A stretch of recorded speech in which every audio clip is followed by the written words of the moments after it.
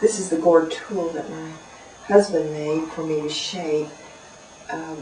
It's an awful lot, I'm sure, like modern tools, but I tried to think, now how would they shape things? And this seemed to be a very, very reasonable way to do it. As I work the clay, it becomes thinner and thinner, and all of the particles of the clay are just starting to line up so that it's going to be turning into a nice round. This, of course, is probably a little too wet to start working with, but I'll do it anyway. And again, I turn it upside down, paddle it so the clay particles will line up, and shape it like this. And even though this isn't quite ready to incise, I want to show you what the difference is in engraving and incising. Incising is done when it's probably leather hard, or even less than leather hard, depending on how deep the design you want it to go. What's interesting is that it's really easier to make a geometric design than it is the scroll designs that the Caddos, were so famous for. When you incise, you can see how deeply your tool can cut.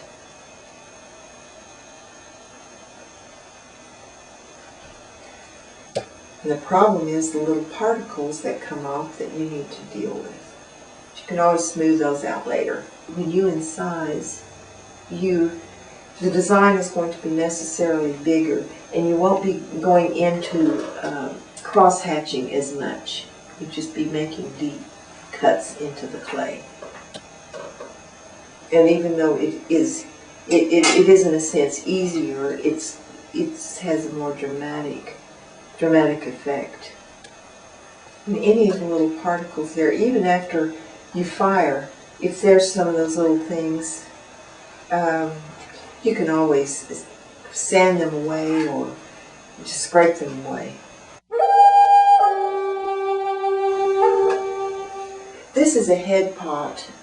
This is where it is. I'm just ready to put the design on and fire it. And it is from a pot that was found in Arkansas, and I think Henderson University has one like this. What I will do is I'm going to just engrave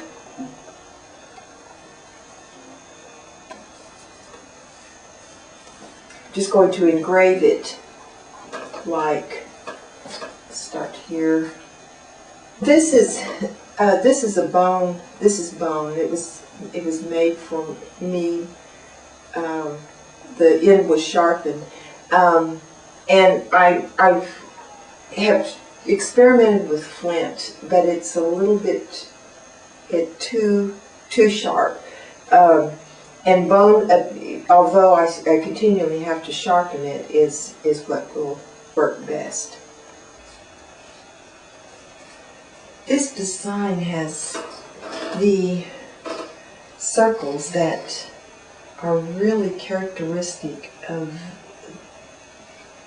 the type they call Hodges engraved, and I'm not certain, of course, what the circles mean, but I know that they are used a lot in both this design, some that are more intricate. And one characteristic of this and many of Caddo designs is the cross-hatching.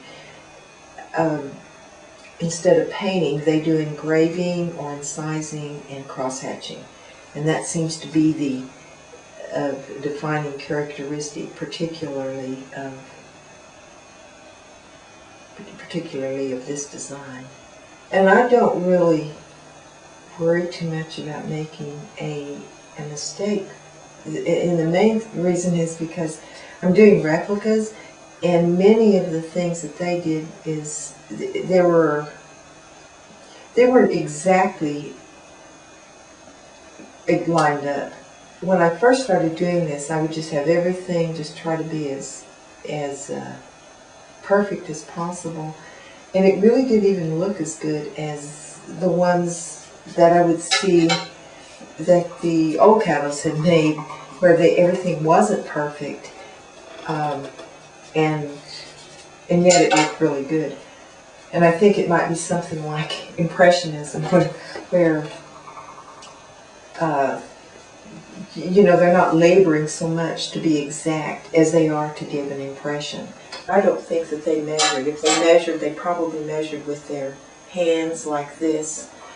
In other words, I could put 3 fingers here, this design would start here, and it would end down here. And to measure with your hands would be something that, to me, that would be more, or with your fingers, would be more reasonable, because they didn't have yardsticks, or they didn't have measuring tapes, and so, the hand was an easy thing to use. They had with them. When I finish it, this is what it will look like, and this is the head pot. I think it has been named the Weeping Eye, but I think it's just a marvelous work of art because it's asymmetrical. It has a, just that perfect fit of a design to the form of the pot. Another pot that I have is this pot. What I'm going to do with this one is I'm going to finish it off so it's a lot more smooth, and then I'm going to put a red slip on it and burnish this one. Okay, this one has not been burnished. This one will be, and I put the design that I'm going to put on it is going to be a scroll design. The Caddos really had some wonderful. The Caddos had just wonderful, wonderful designs that really just fit the pot. And like I said, it was, I would measure, and now I just can look at the pot and I will think, okay, I'll divide it into 4 pieces and I'll put the design on it. This one has the bulb type of top. And the Caddos had many of these types of bottles. And another type that they did was just a straight. Okay, this one here is just a straight, and this one isn't finished either. And it's going to have maybe a more geometric design. Here are 2 more. This is a bowl, and I have burnished this. And I burnished with a stone tool. This is ready to have a design put on it. And this is a duck effigy that there's been several found like this. What I'm going to do now is I'm going to burnish the pot or polish it. And I use stones that are highly polished. Now, since the Caddos were removed, from Louisiana, the stones were not brought to Oklahoma, and so these stones haven't been passed down or found in a river. I just found somebody who does it, tumble stones, and found the most highly polished and used them to burnish my pots. And what I do is I will make this as smooth as I possibly can, and then I take this is just a dry, unfired pot, and I just take a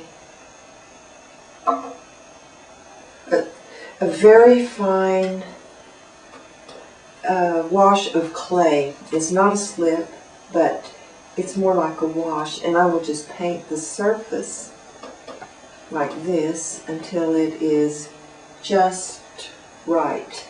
And then I burnish the pot at exactly the right time. And I only do a small portion at a time because it's going to dry. And I do this after the pot is dried, and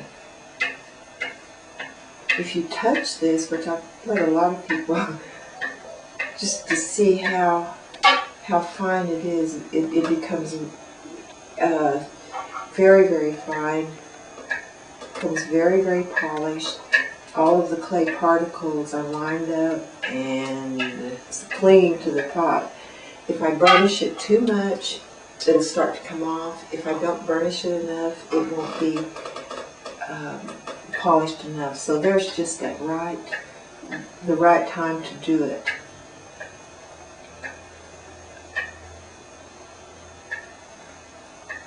And when I go over the whole pot, it will be ready to have the designs on.